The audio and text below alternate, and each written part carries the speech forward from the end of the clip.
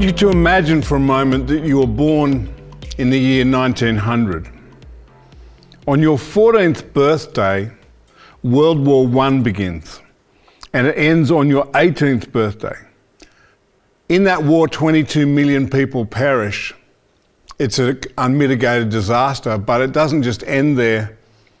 Immediately after that terrible, terrible crisis, the Spanish flu begins in 1918, and actually the Spanish flu took around 50 million lives. That ended in the very early 20s. 1929, as you probably know, was the great Wall Street crash, the Great Depression. And from that moment, the economies of the whole world were interlinked and affected. So there was this disastrous consequence of social turmoil around the world. 1933 was the rise particularly of Adolf Hitler, where he took power and established the Third Reich, which was to be a 1,000-year reign. Fortunately for all of us, it didn't last quite that long. And so ushered in World War II. World War II didn't actually end conflict though. The Cold War began immediately on the segregation of Berlin into 4 different Allied states. And of course, the Berlin Wall was constructed, the Cold War ran in earnest, and also led into what we call the Korean War, the Vietnam War, and endless conflicts since then. So if you were born in the year 1900, you could be excused for thinking that the world was a very difficult, very troubled, and very chaotic place. We live in Australia at the moment in the year 2020. We're going through a process right now of COVID isolation, and it's been difficult. But I have to say that our sense of resilience is often determined by the perspective and the experiences we have. We're conditioned to think that life will be cruisy and pleasant like it typically is for the average Aussie most of the time. But that's not everyone's experience. Even in the most beautiful parts of Australia, the most wealthy parts, the most prosperous parts, there's crisis, there's challenge, and there's struggle. And so all of us have need of resilience. And I wanted to reflect today on the journey of a King David, who, like my first illustration, had a different perspective. He grew up in a world that was kind of almost always at war. As a young man, he was in his first battle by the age of 13 or 14. And we all know the outcome of that battle. But let's backtrack a little bit. Let me just bring you to a place of reading from 1 Samuel chapter 30. And there's this incredible, challenging moment in David's life where all the resilience he could muster was going to be required. And this is the story. He was signed up to travel out with the Philistine army against his own nation, and they rejected him because they didn't trust him. And so it was a bizarre journey for him to have got there. But after being rejected as part of the Philistine army, he returns to his hometown, his new hometown, which wasn't actually in Israel, which was his home nation. His new hometown was a place called Ziklag. And I want to read to you from 1 Samuel chapter 30, verses 1 to 6. It says this: Then it happened when David and his men came to Ziklag on the 3rd day that the Amalekites had made a raid on the Negev and on Ziklag, and had overthrown Ziklag, his hometown, and burned it with fire. Wow. They took captive the women and the children and all who were in it, both small and great. Without killing anyone, they carried them off and went their way. When David and his men came to the city, behold, it was burned with fire. Their wives, their sons and daughters had been taken. And so They found no strength within them. They'd lost all of their family and all of their possessions. David and the people who were with him lifted their voices and wept until there was no strength in them to weep. Wow. That's a pretty bad day. You get rejected as being part of the army that you thought you were going to serve in. You are by nature a warrior. And so your day job is kind of made redundant. And in the process of that, you return to your village or your city to discover that it's been burned with fire and all of your family have been taken captive. Now, every one of us, whether we like it or not, will face the challenge of isolation. It's a buzzword right now, isolation, it's to our advantage. But you know, I want to say this, isolation will help us maybe physically in a health sense, but it may not help our emotional health. And David encountered what I think every one of us will encounter at some point, the moment of supreme isolation, the moment where you are completely left alone. It's a very tough moment to face for anybody. And yet each one of us will have a moment where we feel completely alone. And we have to decide what we believe in that moment. Why don't we back up a little bit though about King David? How did he get to this place? I mean, it's a bizarre story. See, David as a young man was the 8th kid, right? So he's like the youngest in the family. And as we know, youngest always have the most attitude. And so the youngest kid is basically, you know, Samuel the prophet comes to visit his hometown, which was Bethlehem. And you know, they decide to have a feast. They forget to even invite David. That's how significant he was in the family. And so they're all sitting down and Samuel's looking for the one that he's going to anoint as king and David doesn't even get a mention. David doesn't get to line up in front of the prophet. He just gets put aside. He has this moment of isolation, this moment where he feels insignificant. The other day I went to my doctor and I said to him, you know, I said to the receptionist, look, I want to see the doctor. And she said to me, what's your problem? She goes, well, I'm invisible. And the doctor says to her, well, tell him I can't see him now. That's somehow how we all feel at moments. We feel insignificant. We feel isolated. We feel as though we're not even rating a mention. I reckon that's how David felt in his own family. You know, so finally he gets chosen and anointed by Samuel, which was kind of so random. And so he knows he's got this promise, he's going to be the king of Israel. The only problem was, there was already a king of Israel who wasn't keen to give up the throne. And everything that transpires in David's life from that moment, this sense of destiny literally sets him on a collision course with conflict. Sometimes we forget that our calling pretty much ensures that we're going to be in conflict and challenge with somebody else. You're going to need resilience. If you're going to fulfill your calling in life, the purpose of God in your lifetime, I promise you, there are moments you're going to be alone, and there are moments you're going to have to require great courage. In this whole series, Pastor Mark's been teaching us about resilience. One of the core values by which all other values are functional is the value of courage. And you and I can't fulfill our calling in life without that courage. And David had no shortage of courage, but even for him, this moment is like it's almost the final tipping point.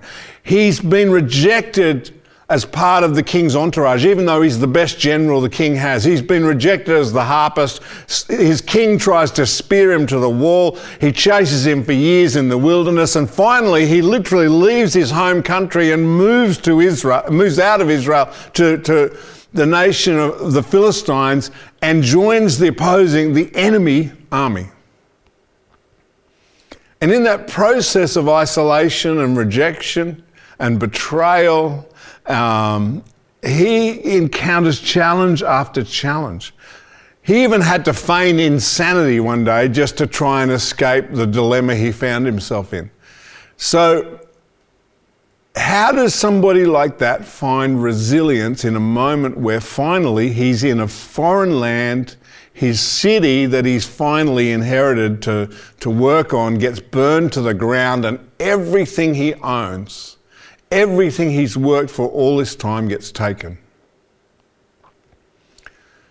Well, sometimes life happens to you. A bit my opening illustration. If you were 14 in the year 1914, you could be forgiven for thinking the world is a pretty dark and gloomy place and everything is opposed against me. I think King David felt like that too. I think he was in this moment of going, what did I do to deserve all this stuff?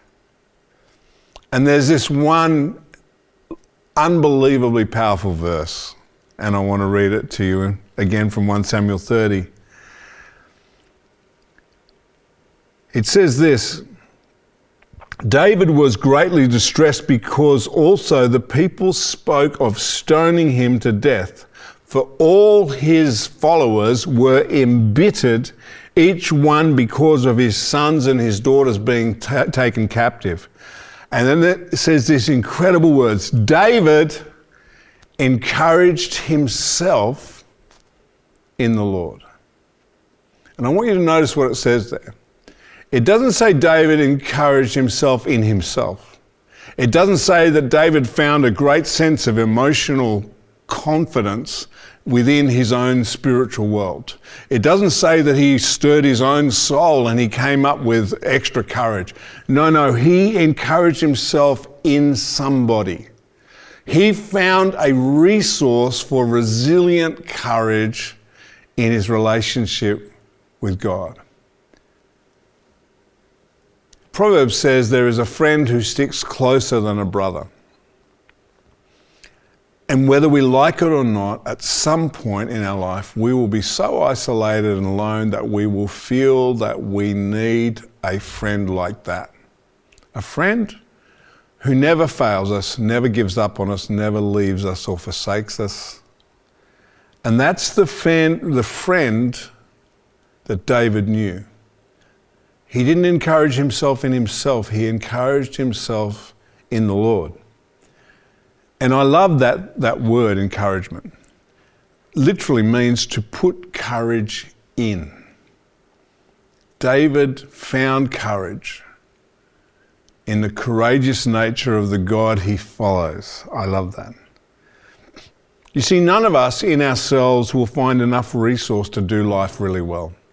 The calling on your life involves others, and you will never have enough capacity within yourself to meet the challenges of life. See, David faced the challenge of isolation. He faced the challenge of loneliness. He faced the challenge of feeling defeated. He faced the challenge of massive financial loss, of massive socio-economic loss, but also of his whole relational base.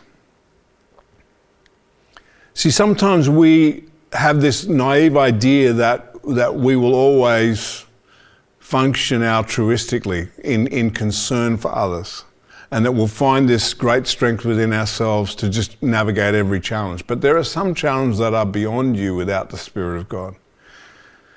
C.S. Lewis wrote this amazing poem, As the Ruin Falls, and I want to read it to you. It says this: all this is flashy rhetoric about loving you. I never had a selfless thought since I was born. I am mercenary and self-seeking through and through. I want God, you, all friends, merely to serve my turn. Peace, reassurance, pleasure are the goals I seek. I cannot crawl 1 inch outside my proper skin. I talk of love. A scholar's parrot may talk Greek, but self-imprisoned always end where I begin. Only that now you have taught me, but how late, my lack. I see the chasm. And everything you are was making my heart into a bridge by which I might get back from exile and grow man. and now the bridge is breaking. For this I bless you as the ruin falls. The pains you give me are more precious than all other gains. We have this sense of identity within ourselves about self-confidence. We're self-made men and women. We're self-sufficient. But it's just a complete fraud. And the sooner we realize that there is this ruin that we're trying to defend, and Ziklag was like that for David. Ziklag was never meant to be David's long-term home. But he had to go through the challenge of loss before he could go into the blessing of inheritance. See, you and I live in this world where it's all about us. It's all about us. But as somebody wisely wrote, Rick Warren, in the book, The Purpose-Driven Life, his opening 4 words were, "It's not about you." Sometimes we have to allow the ruin of what we seek to build to fall before we inherit the thing that God's really trying to give to us. But you also have to have this capacity to encourage yourself in the Lord. You have to find strength in Him that you cannot find within yourself. And the sooner we stop leaning to ourselves, leaning to our own capacity, the easier it is for God to come alongside us and be the strengthener, the comforter, the healer, the encourager that He wants to be. You see, it wasn't enough for David to encourage himself in the Lord and feel better about himself. He had a battle to come. You have a battle to come. There's a challenge. If you're still breathing, God's purpose for you is not completed. And that means that there is a challenge to come. There's a battle to come. And you're going to have to find capacity and strength, not just to get over the fact that everybody around you wants to stone you to death or rock you to sleep, as some people say, but actually that you have to find this capacity to then run in chasing down the battle and the victory God intends for you. If we read on in 1 Samuel, we find the amazing outcome, which is that ultimately David recovered all that the Amalekites had taken and rescued his 2 wives, and nothing of theirs was missing, whether small or great, sons or daughters, spoil or anything they had taken for themselves. David brought everything back. So he won this battle against the Amalekites. And I love that about him, that he didn't give up. He had the challenge of loss, the challenge of depression and anxiety, the challenge of being self-defeated. But in all of that, he found strength in the Lord his God. Let me mention one more thought here. The other day, I thought that I had broken my ankle because I tripped over a box of Kleenex, but the doctor said to me, no, it's only soft tissue damage. Sometimes we have this soft tissue damage. We think because we are physically together that everything's together. But you and I should know that our soul, our spiritual world, our emotional world, our mental world, all need resilience. And, right now, Robert Madu, a great communicator from the US, says this. He says that we are facing the challenge of victimhood. Victimhood, he says, has gone viral. I love what he says about this. He says offense is an action, but offended is a reaction. Offense is an event, but offended is a decision. Offenses are inevitable. They're going to come at you. Offensive things are going to happen to you, but staying offended is optional. King David could have been incredibly offended with God, with everybody, the Amalekites, the Philistines, the king, Saul, everybody had been, the whole world's against me. It's this unbelievable challenge of offense. And in the middle of that, he doesn't allow any of that to derail his sense of destiny. One last thought there. He also faced the challenge of giving up too soon. Can I say this? King David was not to know that in the battle he'd avoided with the Philistines, the king who had sought his life, the king of Israel, King Saul, was actually killed in battle. And David literally was only a day or so away from becoming the king of Israel. And I want you to understand that on the other side of your offense is the miraculous fulfillment of your calling. On the other side of your challenge is a victory instead of a victimhood. I want to pray for you. Father, I thank you for all those that watch this series, and I pray that they would find strength in the Lord their God. I thank you that you are nearer to us than any other. You stand ready to support us, to heal, to uplift, and to restore our souls. And so we choose to find strength in you, even when we're isolated, we feel like giving up.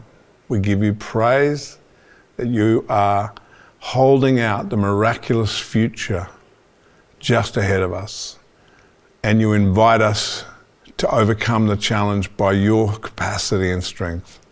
Thank you, God, for all that are listening, that you would refresh their soul, strengthen them in Jesus' name. Amen. God bless you.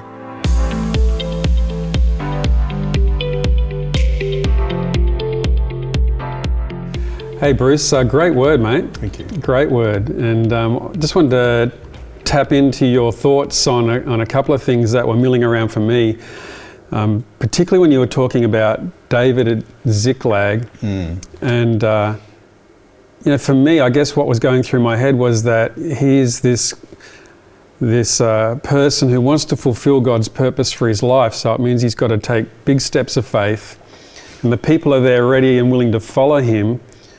But when something impacted their life personally, they then went and attacked David almost and withdrew because, their families had been taken captive, all that sort of thing. And just want to ask you about that tension between, having courage to pursue God's purpose for your life and at what cost will it come to me? Oh, yeah.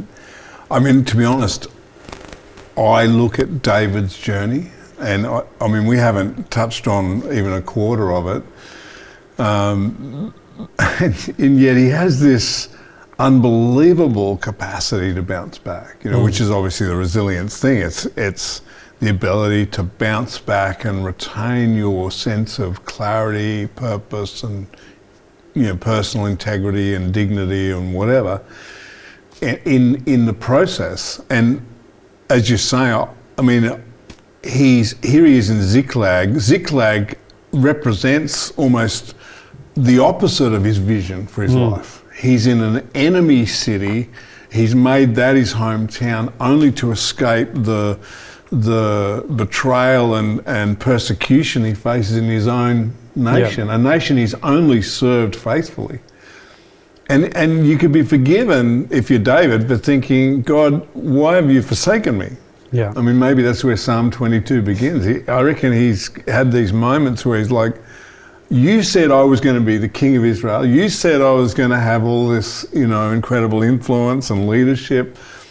And now, here I am in an enemy town, which is my short-term hometown, and I've just lost everything. The only things I have left, I've just lost. So at that point, I reckon, when you touch on family, suddenly it's like, no, that's too hard. I think I want to tap out right there. Yeah. And, and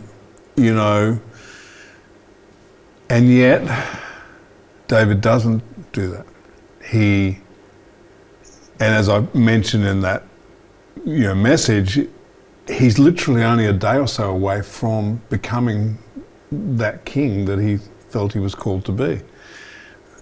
So all I can say, there's probably two things about David that, we probably both love, and that is, first is that he was a man after God's own heart. He absolutely captures the heart that God has, and he knew what God was like. And that second thing is that he by encouraging himself in the Lord, he learns to bounce back with a capacity that's not his own. And I think that's symptomatic of the way that David always led, pretty much. He other than a couple of hiccups along the way, he continued to have that heart after God, and it certainly characterized his leadership. And there's another two interesting aspects in what you just said then about things that can rob us of our strength. There was the offense of the people, so offense can rob us of our strength. But also you just mentioned David's disappointment in that it seemed like things that he felt were promised by God for him weren't happening. And we see that a lot in church life, but we see it a lot in even our own aspirations, where we feel like God has something for us, but it's just not quite happening quick enough, or is it gonna happen, So there's an element of faith in that, isn't there, about, okay, God, it hasn't happened for me, but I'm not going to give up. I'm still going to pursue that. Yeah. Well, we live in, I think, of my 60 years, the most offended era I've seen. And here's the interesting thing. Offensive things are going to come to all of us, whether we like it or not. Things are going to offend you because they're offensive. Things that are going to happen to us that we never designed. We didn't bring it on ourselves. Certain things happen just because other people, as Jordan Peterson would say, are malevolent. So some things are happening in our world that are just downright wicked and personally hateful. The question is, what do we do with that offence? Offence is an event, Robert Madu says, but offended is a decision. And I find that, particularly for people who believe in God, you're still going to have offensive moments, whether you like it or not. You will offend others, others will offend you, and you have to choose whether you will live under a cloud of offence.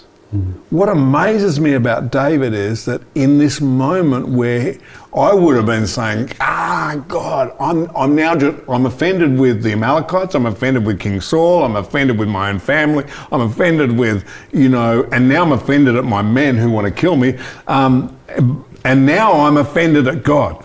I'm angry with God, I'm disappointed with God, which is kind of what you were hinting at. And I would say, in my life, there have been several moments where I felt very disappointed with what I perceived God should have been doing compared to what he seemed to be doing. Yeah. And there's two aspects to that. And I think they run on what I would call a horizontal and a vertical plane. On the vertical plane, you have your relationship with God and your sense of calling and purpose that God has put within your heart. Yeah. On the horizontal plane, we have the community of faith, the community of family, friends and relationships, workplace, vocation, everything. And offense can come at any point along that plane or this plane. You encounter challenges at every step. You said before we started today, sometimes David must have felt like he took a step forward and then two steps backward. And I think there are moments in everyone's faith journey where it's like that. Yeah. And this, going back to those two planes, the way I would characterize that is this. To do life well on that, you've got to keep moving forward. You've got to move forward on that relational plane of doing life with people. And offence stops you. It just cuts you off. You literally decide, I'm never going to speak to that person again. I'm going to cut that situation off. And suddenly you lose perspective. You become more isolated. You become a lesser being. But when you're offended at God, that's even worse. Yeah. Because when you start to take offence to God, who's actually perfect, you are blocking really the only one that in your most isolated moments will stay with you. Yeah. Because, as I said at the very start, whether we like it or not, all of us are tested with aloneness the sense of loneliness as an individual being that no human love can fulfill. And that's why I quoted that poem as the ruin falls, because sometimes I feel like my life can be a bit like that ruin. I think, oh, I'm so loving, I'm so kind, and then I find within myself the capacity to be really offensive, and just as malevolent as anybody I might have outrage towards. So then I have to go back to God and say, God, give me the ability, like David, to have a heart after your heart instead. Yeah. Which is easily said and not easily done. It's interesting about being offended with God, because John the Baptist was offended with God. Yeah, that's right. He's in prison, and he sends his disciples to go and speak to Jesus and say, hey, are you the Messiah? Because he wanted out of... And Jesus says something really interesting to him. He says, he quotes Isaiah, but he leaves out the last part of Isaiah that says, I have come to set the captives free. Yeah. So he's basically saying to John the Baptist, you're not getting out of here. His cousin. And then he says, blessed is he who is not offended for my sake, right? That's right. And then, interesting, I remember Rick Godwin preaching on offense once, and he talked about, Jesus comes back to heal Lazarus, and only one of Mary and Martha comes out, and he says, how do you pick an offended disciple? They watch from a distance. Yeah. And I thought, we talk about stronger together. My observation has been that when people are offended, they distance themselves. They begin to isolate themselves. And yet I've seen studies that talk about the challenge for us as people, as community, is that we're actually healthier when we expand our social network, our community network, particularly with people that we disagree with or are different to us. It actually opens up our world. And so there's a real challenge around being offended and being isolated, isolating ourselves versus being stronger together and building our social networks. Yeah, Paul, that is such a great thing. And maybe I can finish with this thought that not only does King David not live under the offense, but he encourages himself in the Lord. And then, I love that you mentioned the stronger together thing. He then, because he encourages himself in the Lord, he then finds a capacity to step back into his calling and lead, and he mobilizes 600 men who together get back everything that was lost. Yeah. And what I love about that is that they would never have chased without that moment of self-encouragement in the Lord that David has. Yeah. So your self-encouragement, in the sense of you drawing yourself before God and finding that resource of personal strength, is critical not only for you, but everyone who follows from you. So I want to just declare blessing over that you would be who you're called to be without anxiety about the outcomes. David didn't know for sure what was going to happen, but he girded up his loins, to use an old Bible phrase, and he pursued the enemy, and he got back what was taken. And then he stepped into his ultimate destiny, which I love. Yeah. God bless you.